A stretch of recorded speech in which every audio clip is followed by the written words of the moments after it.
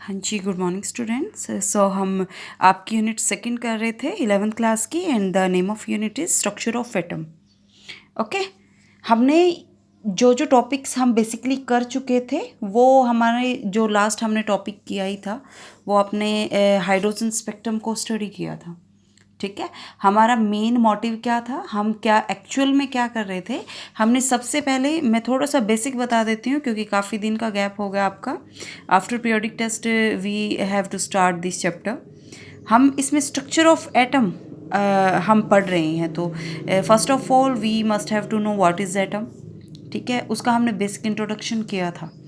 ठीक है, कि डाल्टन आपके जो फर्स्ट साइंटिस्ट थे उन्होंने हमें बताया था कि एटम एक ऐसा पार्टिकल होता है विच इज़ नॉन डिविजिबल, जिसको हम डिवाइड नहीं कर सकते। ठीक है, बाद में आपके बहुत सारे कंसेप्ट को स्टडी किया गया, वहाँ से फाइंड आउट किया गया कि जो एटम है वो सब एटॉमिक पार्टिकल्स का मिलके बना होता है।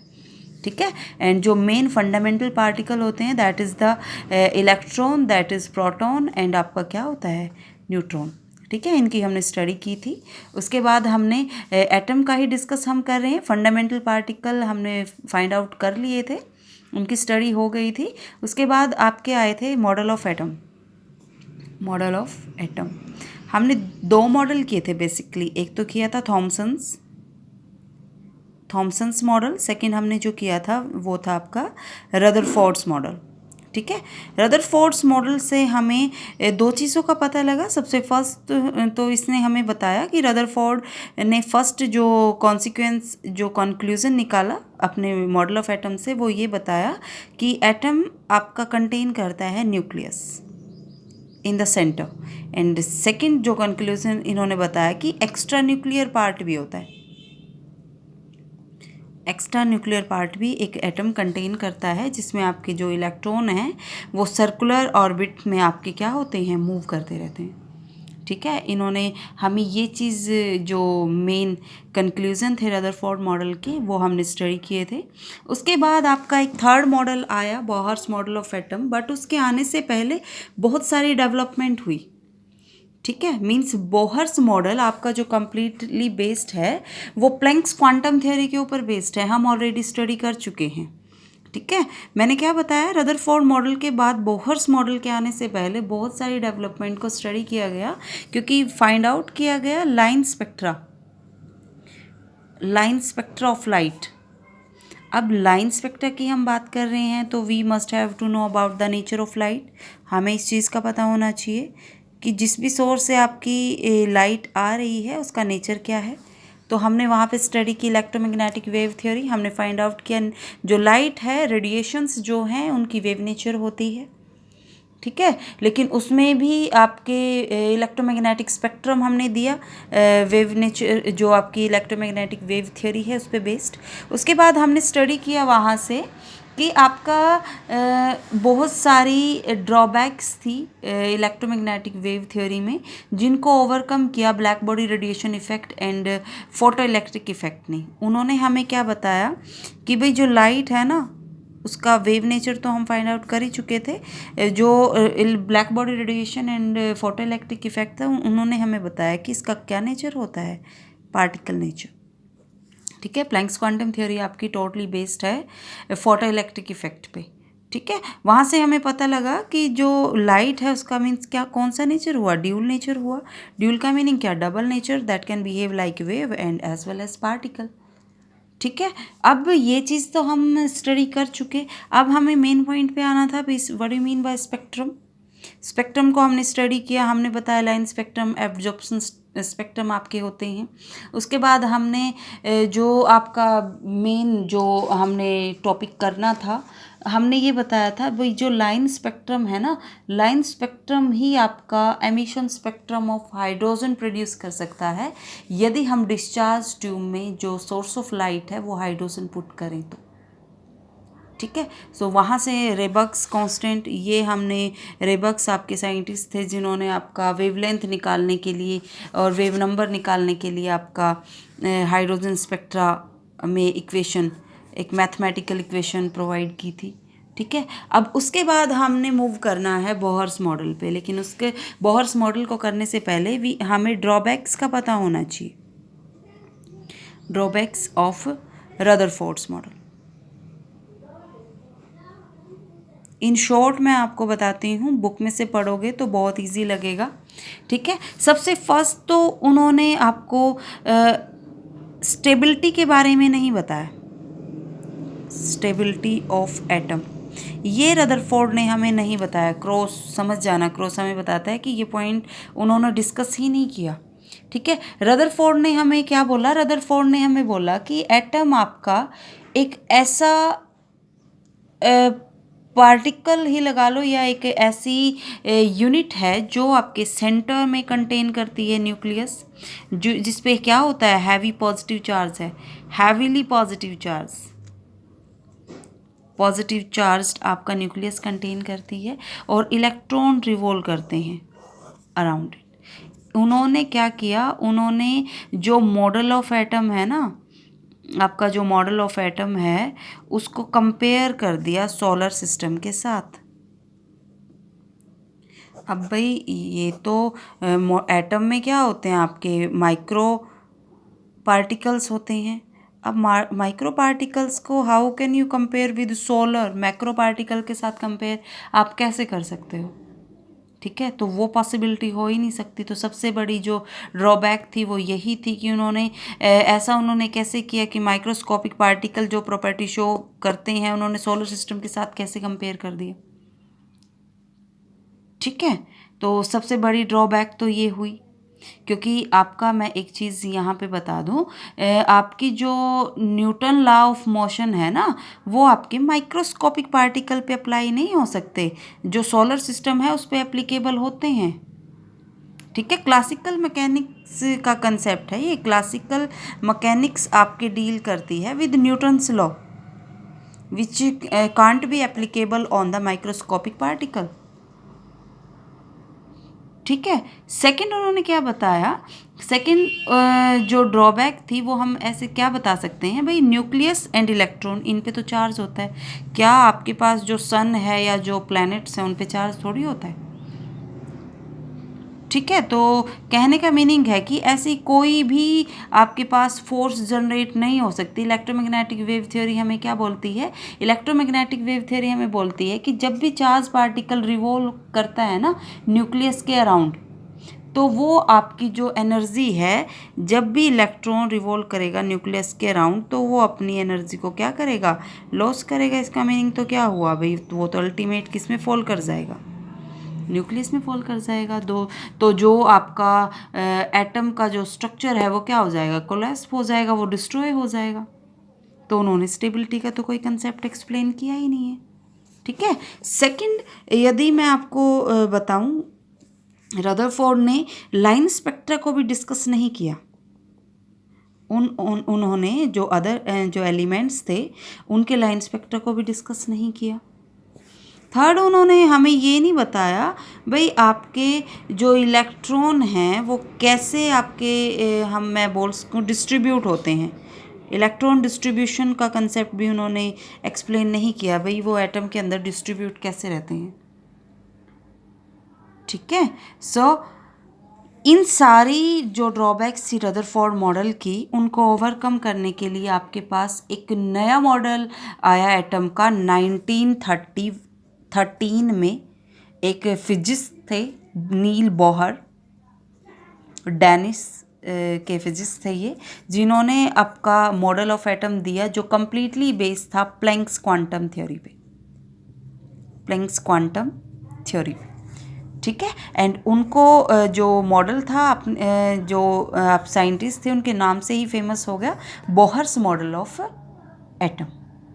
ठीक है, अब वो क्या है वो देखो ध्यान से, इम्पॉर्टेंट है, आपको पता होना चाहिए चीज़ों की बेसिक अंडरस्टैंडिंग के लिए। देखो, सबसे पहली बात तो हम बोहर्स मॉडल के मेन पोस्टुलेट्स कर लेते हैं। ठीक है, वही बोहर्स ने एक्चुअल में क्या बताया था। बोहर्स ने हमें बताया भाई एटम में जो सेंट्रल पार्ट होता है वो तो न्यूक्लियस होता है, स्मॉल होता है, हैवीली पॉजिटिव चार्ज्ड है, जिसके अराउंड जो इलेक्ट्रॉन है वो क्या करते हैं, रिवॉल्व करते हैं सर्कुलर ऑर्बिट्स में। ये सेंट्रल जो एंटिटी है दैट इज़ न्यूक्लियस। ठीक है। जो ये ऑर्बिट्स हैं दैट इज़ ऑर्बिट फिक्स होते हैं, n इज इक्वल टू 1 2 3 4। ठीक है, जो आप जूनियर क्लासेस में आप पढ़ते थे KLMN, जस्ट आपकी डेजिग्नेशन है ये लेटर्स। ठीक है, ये कोई इतना यू कैन से बड़ा कंसेप्ट नहीं है। ठीक है, सेकंड चीज़ उन्होंने हमें, ये तो फर्स्ट पोस्टुलेट उन्होंने हमें बताया, बिल्कुल इजी। सेकंड उन्होंने बताया कि जो ये एनर्जी लेवल्स हैं जिसमें इलेक्ट्रॉन रिवॉल्व करते हैं, यहाँ पे जो इलेक्ट्रॉन रिवॉल्व करते हैं इनकी फिक्स एनर्जी होती है। ठीक है, तो क्या नाम दे दिया इन आपके सर्कुलर ऑर्बिट को? उन्होंने नाम दे दिया स्टेशनरी स्टेट्स। स्टेशनरी स्टेट्स जिसको हम क्या बोल सकते हैं? Fixed energy levels. ठीक है, फिक्स्ड एनर्जी लेवल का मीनिंग, स्टेशनरी स्टेट्स का मीनिंग ये नहीं है कि भाई आपके जो इलेक्ट्रॉन है वो स्टेशनरी हो, वो आपके फिक्स हो, नहीं। इलेक्ट्रॉन तो रिवॉल्व कर रहे हैं बट जो एनर्जी है इन पर्टिकुलर ऑर्बिट की वो क्या है? फिक्स है। ठीक है, और एनर्जी का जो आपका फॉर्मूला दिया गया है, बोहर्स ने जो फॉर्मूला दिया है एनर्जी का वो दिया है En is equal to -2 pi square me4/n²/h²। ये हाइड्रोजन एटम के लिए, हाइड्रोजन एटम को ही बेसिकली स्टडी किया था बोहर्स ने, तो Bohr's model for hydrogen atom भी इसको हम बोल देते हैं। ठीक है, यदि हम यहाँ पे मास ऑफ इलेक्ट्रॉन आपका फिक्स है, चार्ज ऑन इलेक्ट्रॉन फिक्स है, H आपका प्लैंक्स कांस्टेंट है, ये भी आपका फिक्स है। हाइड्रोजन के लिए लेते हैं तो 1 आएगा एटॉमिक नंबर। ठीक है, तो सारी वैल्यू सब्सटीट्यूट यदि हम करते हैं तो यहाँ पे आपकी वैल्यू निकल के आती है En is equal to -13.6 n² electron volt पर atom, and you can say -1312/n² kilo joule पर मोल। ठीक है, क्योंकि 1 इलेक्ट्रॉन वोल्ट आपका किसके इक्वल होता है? 1.6 × 10⁻⁻19 जूल। ये चीज़ें याद रखना, ये फॉर्मूला आपने अपने माइंड में रखना है। ठीक है, यहाँ पे n की वैल्यू क्या है? 1 2 3। आपके ये एनर्जी ऑर्बिट्स को बेसिकली ये हमें बताते हैं, ये यहाँ पे किसको रिप्रेजेंट करते हैं? एनर्जी लेवल्स को। ठीक है, n is equal to 1 means सबसे लोएस्ट एनर्जी लेवल है। जैसे जैसे हम मूव करेंगे बाहर की तरफ तो जो n की वैल्यू है वो भी क्या हो जाएगी? चेंज होती चली जाएगी। ठीक है, आई थिंक ये यहाँ तक आपको समझ आया है। यदि हम यहाँ से आपका कॉम्पिटिटिव एग्जाम में क्वेश्चन आता है, हाइड्रोजन लाइक पार्टिकल की बात करते हैं, हाइड्रोजन लाइक पार्टिकल की बात करते हैं, जैसे He पॉजिटिव, एक इलेक्ट्रॉन लॉस कर दिया, Li2 पॉजिटिव। ठीक है, इनके लिए जो फॉर्मूला है एनर्जी का वो आपका चेंज हो जाता है, that is 12/n² Z² kilo joule पर मोल। ये चीज़ आपको अपने माइंड में रखना। ठीक है, यहाँ पे जो Z है that represent the atomic number. ठीक है, N आपका एनर्जी लेवल्स को रिप्रेजेंट करता है, Z represent the atomic number.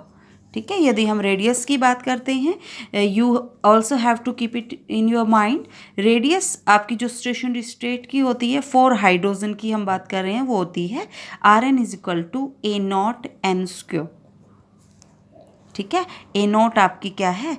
A0 आपकी जो है रेडियस है वो फर्स्ट स्टेशनरी स्टेट की है, जिसको हम बोलेंगे बोहर रेडियस, एंड जिसकी वैल्यू किसके इक्वल होती है? 0.529 एंगस्ट्रॉम। इस वैल्यू को याद रखना। ठीक है, हाइड्रोजन लाइक पार्टिकल की हम बात करते हैं तो Rn is equal to A0n²/Z। ठीक है बेटा, एंड लास्ट यहीं पे मैं आपको बता देती हूँ थर्ड जो आपका कंसेप्ट है वेलोसिटी का। हाइड्रोजन पार्टिकल के लिए यदि आप वेलोसिटी का एक्सप्रेशन लिखते हो तो Vn is equal to V0 × n, लेकिन यदि हाइड्रोजन लाइक के लिए करते हो तो Z/n। यहाँ पे आपकी V0 फर्स्ट ऑर्बिट की है विच इज इक्वल टू 2.1 × 10⁸8 पर सेंटीमीटर पर सेकेंड। ठीक है, तो ये आप धीरे धीरे जब आप न्यूमेरिकल्स करोगे तो वैल्यूज़ ऑटोमेटिकली याद हो जाएंगी, सो डोंट बी पैनिक। ठीक है, सो नेक्स्ट हम थर्ड यहाँ पे पोस्टुलेट की हम बात करते हैं।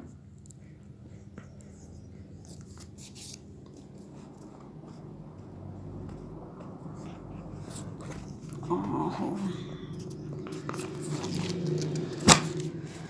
अब यहाँ पे देखो, आपके जो इलेक्ट्रॉन है वो पर्टिकुलर ऑर्बिट में रिवॉल्व कर रहे हैं, तो जो एनर्जी की वैल्यू है वो भी क्या होती है, फिक्स होती है। फिक्स होने का मीनिंग क्या हुआ कि जो इलेक्ट्रॉन है उनके पास क्या होगी, जो एनर्जी है वो क्या होगी, क्वांटाइज्ड होगी। एनर्जी है जो इलेक्ट्रॉन की वो क्या होगी, क्वांटाइज्ड। मीन्स जो वैल्यू है वो क्या होगी, डेफिनेट वैल्यू होगी एनर्जी की, ऑफ एनर्जी। ठीक है, ये तो बेसिक सा पॉइंट था। फोर्थ पॉइंट पे यदि हम पहुंचते हैं तो यहाँ पे हम एंगुलर मोमेंटम की भी हम बात कर लेते हैं कि एंगुलर मोमेंटम भी आपके पास फिक्स वैल्यू होगी। एंगुलर मोमेंटम की यदि हम इलेक्ट्रॉन की बात करते हैं तो जिसका आपके पास फॉर्मूला होता है एंगुलर मोमेंटम, याद रखना, फिक्स होगी। And formula is mvr is equal to nh/2π। H यहाँ पे क्या है, आपका प्लैंक्स कांस्टेंट है। ठीक है, सो यहाँ से हम क्या बोल सकते हैं कि जो एंगुलर मोमेंटम है that is the integral multiple of this quantity h/2π।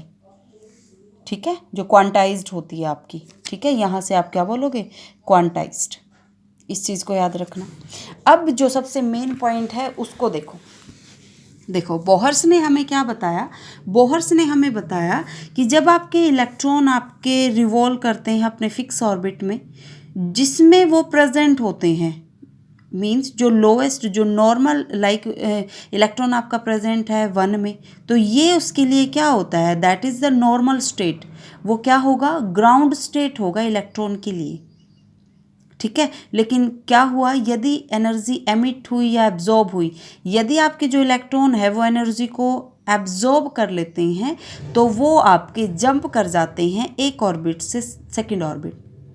ठीक है, लाइक मैं यहाँ पे बोलती हूँ कि n इज इक्वल टू 1 से जंप किया n इज इक्वल टू 3 में, तो 3 जो स्टेट हुई वो इलेक्ट्रॉन के लिए क्या हुई, वो हुई एक्साइटेड स्टेट, जहाँ पे एनर्जी कितनी होगी, E2। ग्राउंड स्टेट क्या होती है, जो ओरिजिनल स्टेट होती है जहाँ पे इलेक्ट्रॉन प्रेजेंट होता है E1।